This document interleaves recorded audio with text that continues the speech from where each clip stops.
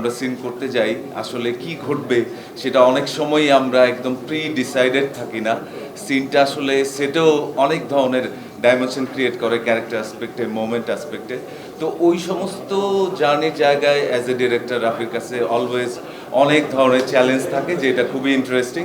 আর আশেপাশে বড় ভাইরা বসে আছে, এদের সবার সাথে একসাথে স্ক্রিন শেয়ার করাটা খুবই ইন্টারেস্টিং হবে। সবাই মিলে আমরা আসলে ব্ল্যাক মানি নিয়ে খুবই এক্সাইটেড আছি। লেটস সি কি দাঁড়ায়।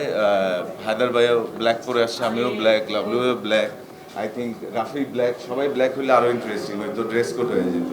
যাই হোক, ভালো থাকেন আপনারা সবাই। রাফির নামটাই এখন এই সময়ে আমার কাছে মনে হয় যে একটা সেন্সেশন। রায়ান রাফি মানেই অসাধারণ কিছু। আমি খুব চাই, আমি রাফির সাথে যখনই দেখা হয়, রাফি তোমার ছবিতে ছোট্ট একটা ক্যারেক্টার হলো আমাকে রাখবা, কারণ আমি শিখতে চাই। রায়ান রাফির ফিল্ম মানে নতুন কিছু। আমরা যেটা শুনেছি, ফিল্ম তখনই হিট হয় যখন দর্শক সেখানে নতুন কিছু দেখতে পায়, নতুন কিছু। রায়ান রাফির ফিল্মে সব কিছু নতুন। বিশেষ করে এই গল্পটা যেদিন আমাকে বলেছে, আমি শেষ সংলাপ বা শেষ দৃশ্যের আগ পর্যন্ত আমি বুঝতেই পারিনি যে কোথায় যাচ্ছে, কি হচ্ছে, এবং চমকিত, অবাক হয়েছে। This is cinema. আমার মনে হয় রাফি সিনেমা খায়, সিনেমা নিয়ে ঘুমায়, সিনেমা নিয়ে নিঃশ্বাস নেয়, সিনেমা নিয়ে প্রশ্বাস নেয়। This is Rayan Rafi. সেই কারণেই আমি প্রচন্ড আশাবাদী যে এই ছবিটি এক তো কন্টেম্পোরারি তো অবশ্যই, এবং এই ছবিটি আমাদের বাংলাদেশে মানে ওয়েব সিরিজের ক্ষেত্রে একটা নতুন একটা চমক দেবে বলে আমি বিশ্বাস করি। এবং এখানে যারা অভিনয় করছেন, আমার খুব ভালো লাগছে যে রুবেল ভাই, আমি যদিও আমরা সমসাময়িক, কিন্তু আমার মনে আছে আমি যখন কলেজে পড়ি তখন রুবেল ভাই সেই লড়াকু, রুবেল ভাই সেই ট্যাক্সি ছবি দেখে আমরা চমকিত হতাম। তো সেই রুবেল ভাইয়ের সাথে কিছুদিন একসাথে থাকবো, স্ক্রিন শেয়ার করতে পারবো আশা করছি।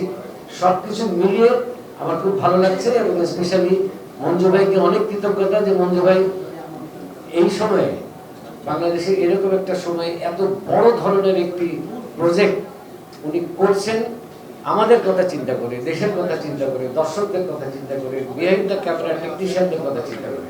মানে ডিরেক্টরের সাথে যুদ্ধ হতে পারে যে ঠিক আছে ওই প্রজেক্টটা ভালো করছি, ও ভালো করছে, ওর থেকে বেটার করতে হবে, এটা কিন্তু ভালো দিক। আর আমি যেহেতু আর্টিস্ট, আমার যুদ্ধটা থাকবে আমি ওইখানে যেরকম ভালো করেছি আমি চেষ্টা করবো এখানে আরও বেশি ভালো করার। এবং যুদ্ধটা থাকবে আমাদের আর্টিস্টদের মধ্যে। সো ওরকম না যে আচ্ছা ধর তোর মায়ের খায়, ওইটা না আর কি, বুঝছে না, পজিটিভ, এটা পজিটিভ, এ আর কি।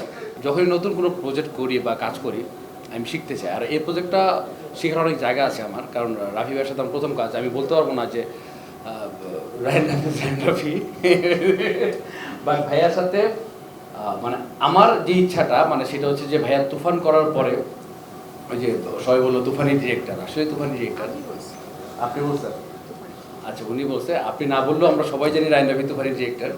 সো আমি শিখতে চাই আর কি। আমি ছোটো মানুষ, এখানে রাফির মধ্যে ডিরেক্টর আছে অনেক ছোটো, তারপরে সোনানুর ভাই আছে, আমাদের লাভলু ভাই আছে, রুবেল ভাই আছে, মানে সবাই আমার গুরুজন। তো গুরুজনদের থেকে শিখবো। তো ওই শেখার আগ্রহটা নিয়েই কাজটা করা ব্ল্যাক মানি। তো আশা করবো সবাই ব্ল্যাক মানির সাথে থাকবেন, বঙ্গের সাথে থাকবেন। এবং আমি আমার অনেক ভুল ত্রুটি হবে রাখি ভাই সেটে, সো বকা দিবেন, আমিও চাই, যেহেতু আপনি আমার মেন্টরের ফ্রেন্ড।